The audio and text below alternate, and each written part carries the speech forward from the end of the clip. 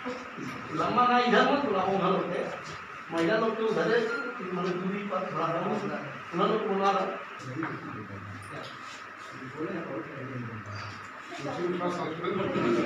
बहुत लंबा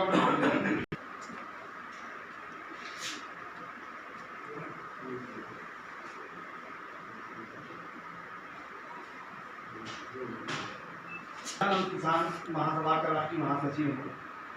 ये किस तरह का सब्जी आपने वितरण कर रहे हो, कहाँ से लाकर वितरण कर रहे हैं? बना बाजार है, यहाँ से भारत के अन्य प्रांतों के साथ साथ बांग्लादेश, पाकिस्तान, नेपाल सहित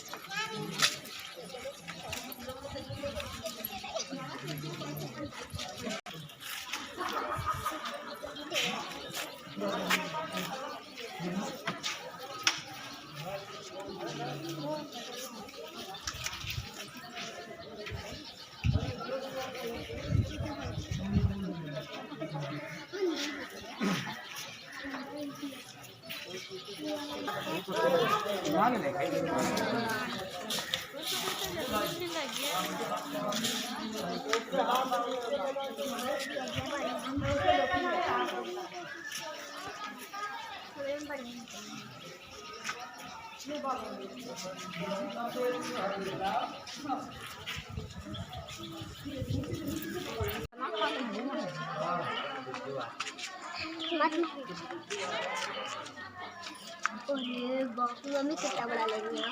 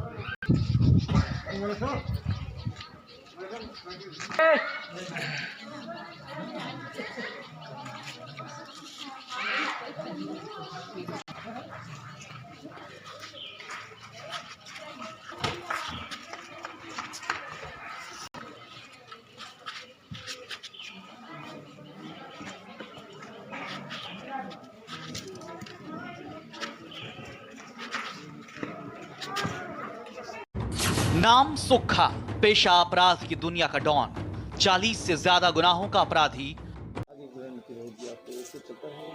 नहीं, हम भगवान से यही प्रार्थना करते हैं। बाबा विश्वनाथ की ये नगरी है, मैं बाबा विश्वनाथ से यही प्रार्थना करता हूँ कि हे बाबा विश्वनाथ जी, इस संकट को जल्दी से जल्दी छांटिए, जल्दी से जल्दी यहाँ से ये संकट दूर जाए। अगर ये संकट दूर नहीं जाता है तो समाज के लिए, किसानों के लिए सरकार के साथ हम लोग खड़े हैं और हम लोग सृजनात्मक कार्य करके इस दायरे को, जो दायरा जो हमारा 10 कुंटल से शुरू हुआ था, आज 200 कुंटल तक पहुंचा है। अगर 2000 कुंटल भी बनारस में सब्जी खरीदनी पड़ेगी तो हम लोग किसानों से डायरेक्ट खरीद करके, और किसानों को जो संकट है उस संकट में अपना पूरा जीवन, अपना पूरा मेहनत उनके लिए समर्पित करेंगे, अपना पूरा सब कुछ एफर्ट कर देंगे। लेकिन किसानों के ऊपर जो संकट है उस संकट के लिए अंतिम सांस तक लड़ते रहेंगे। कितने लोग वितरण करते हैं प्रतिदिन? प्रतिदिन 1000 से ऊपर लोगों को वितरित किया जाता है, जिसमें 200 से 300 असहायों को वितरित करते हैं।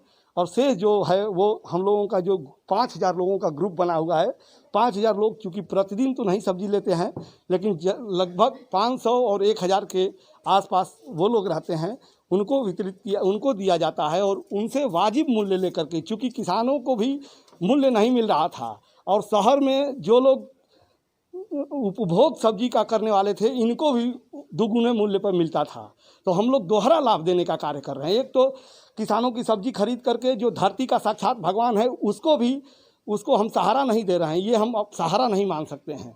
वो हमारा नैतिक कर्तव्य है, अपने नैतिक कर्तव्य का हम लोग निर्वहन कर रहे हैं। और उसके बाद जो असहाय है उसको सहायता देते हुए जो संपन्न लोग हैं, जो अधिक पैसा जिनको मजबूरी में देना पड़ता, उनको भी वाजिब दाम पे हम लोग सब्जी उपलब्ध करा करके और उनको भी लाभ देने का कार्य हम लोग कर रहे हैं। किस तरह सब्जी वितरण कर रहे हैं, क्या उद्देश्य का है? हमारा उद्देश्य यही है कि जो धरती का जो किसान है वही इस सृष्टि का पालनहार है। आज इस लॉकडाउन में पूर्णतया सिद्ध हो गया है, क्योंकि इस लॉकडाउन में सब कुछ बंद है, रेल बंद है, कारखाने बंद हैं, सबका आवागमन बंद है, लेकिन एक पेट की भूख जो है वो न बंद है न बंद आगे होगी। और उस भूख को अगर कोई मिटा सकता है तो धरती का किसान मिटा सकता है। आज लॉकडाउन अगर सफल है, लोग बाग अगर शांति से घर में बैठे हुए हैं, लॉकडाउन अगर सफल हो रहा है तो केवल किसानों के अन्न के कारण से सफल हो रहा है, कि क्योंकि किसानों का अन्न लोगों के पेट में जा रहा है और लोग खा करके और भोजन ग्रहण करके घरों में शांत बैठे हैं। जिस दिन पेट की भूख अगर नहीं मिटेगी, अगर किसान का अन्न पेट में नहीं जाएगा, उस दिन इंसान हैवान बन जाएगा। यही इंसान जो आज घरों में शांत बैठा है वो हैवान बन करके सड़क पे क्या घर में ही उत्पात मचाना शुरू कर देगा। इसलिए अगर आज शांति बनी हुई है, अगर देश चल रहा है, देश अगर शांत है तो वो किसान के कारण से शांत है। और वो किसान आज इस कोरोना के महामारी में कहीं ना कहीं सबसे ज़्यादा प्रभावित है, सबसे ज़्यादा संकट में है। इसलिए हम लोगों ने किसानों जो बनारस जो किसानों का सब्जी का अंतर्राष्ट्रीय बाज़ार है, यहाँ से भारत के अन्य प्रांतों के साथ साथ विश्व के कई देशों में, चाहे वो पाकिस्तान, बांग्लादेश, नेपाल सहित कई देशों में यहाँ की सब्जियाँ सप्लाई होती थी, जिसके कारण से आज किसान की सब्जियां कोरोना के कारण से सप्लाई नहीं हो पा रही हैं, बनारस से आगे नहीं बढ़ पा रही हैं। बनारस में भी लॉकडाउन के कारण से मंडियां केवल 3 घंटे ही खुल रही हैं, जिसके कारण से किसान सब्जी मंडी जाता है और सब्जी नहीं बिक पाती है तो उसका भाड़ा भी नहीं निकल पाता था। हम लोगों ने किसानों को राहत देने के लिए अभियान चला करके लॉकडाउन के तीसरे दिन से ही किसानों से डायरेक्ट सब्जियां खरीद करके बनारस में असहायों को वितरित करने का कार्य एक छोटा सा शुरू किया था। वो छोटा सा कार्य आज एक बड़ा अभियान का स्वरूप ले लिया है। कल हम लोगों ने हमारी संस्था प्रबोधिनी फाउंडेशन ने 180 कुंटल किसानों की सब्जी खरीदी है और लगातार वो दायरा बढ़ता चला जा रहा है। अगर हम भगवान करें से यही प्रार्थना करते हैं कि लॉकडाउन जल्द से जल्द समाप्त हो, कोरोना का संकट इस देश से और बनारस से जल्द छट जाए। अगर कोरोना को भगाने के लिए अगर लॉकडाउन और बढ़ता है तो हम लोगों का पूरा प्लान है कि ये जो 200 कुंटल हम लोग आज खरीदने जा रहे हैं, आने वाले दिनों में अगर हज़ारों कुंटल भी अगर खरीदनी पड़ेगी तो हम लोग बनारस के किसानों की सब्ज़ी खरीद करके बनारस में अभी हम लोग बाग को देने का कार्य कर रहे हैं। एक समूह बना करके लोगों को जो असहायों को वितरित भी कर रहे हैं, करीब 300-400 लोगों को। और जो सब्जियां हैं वो उसमें 5000 लोगों का एक हम लोग समूह बनाए हैं। वो समूह के लोग किसानों की सब्जियां हम लोग जो ले करके आते हैं उसको खरीदते हैं और उस पैसे से फिर हम लोग किसानों से सब्जी खरीद करके एक पूरा चैनल बना करके हम लोग एक सृजनात्मक पहल कर रहे हैं। और यही काम हमने पूरे देश की जितनी भी राजनीतिक पार्टियां हैं उन सभी लोगों को पत्र के माध्यम से मैंने लिखा था, चाहे वो भारतीय जनता पार्टी हो, चाहे वो कांग्रेस पार्टी हो, चाहे वो समाजवादी पार्टी हो। बहुजन समाज पार्टी से तो कोई सामाजिक कार्य की बात ही नहीं की जा सकती है। इसलिए उनको छोड़ करके मैं देश की जितनी भी राजनीतिक पार्टियां हैं मैं सबको पत्र लिखा था कि आप लोग सामाजिक सरोकार, आप लोग किसानों के बारे में सोचिए, क्योंकि किसान अगर आबाद रहेगा, किसान अगर अपना काम करता रहेगा, किसान अगर किसानी करता रहेगा तो पूरे विश्व में तबाही आ सकती है, पूरा विश्व बर्बाद हो सकता है। लेकिन भारत जो कृषि प्रधान देश है, यहाँ की अर्थव्यवस्था अगर कृषि आधारित जो सदियों से थी, जिसके कारण से जब तक किसान आबाद था तब तक भारत सोने की चिड़िया था। आज किसान बदहाल है तो सब कुछ बदलने के बाद भी कितनी खुशहाली है और कितना सुकून है, ये पूरा देश देख रहा है, पूरा समाज देख रहा है। और उसको छोड़ करके आज लॉकडाउन को ही केवल अगर देख लिया जाए, कोरोना के महामारी के संकट को ही देख लिया जाए, तो इस संकट में अगर कोई इस देश को संभाल रहा है, इस समाज को अगर कोई संभाल रहा है तो वो किसान संभाल रहा है। इसलिए हम सभी लोगों का नैतिक कर्तव्य बनता है कि किसानों के साथ खड़े रहें, किसानों के लिए सृजनात्मक कार्य करते रहें। और हमारी जहाँ तक बात है और हमारी संस्था की जहाँ तक बात है, तो हम लोग अपने अंतिम सांस तक किसानों के लिए सृजनात्मक कार्य करते रहेंगे। ये जीवन ही किसानों के लिए समर्पित है, क्योंकि किसान ही धरती का साक्षात भगवान है। ये हम पहले से कहते चले आए थे और आज पूरी दुनिया उसको देख रही है। 40 दिन पूरा हो गया।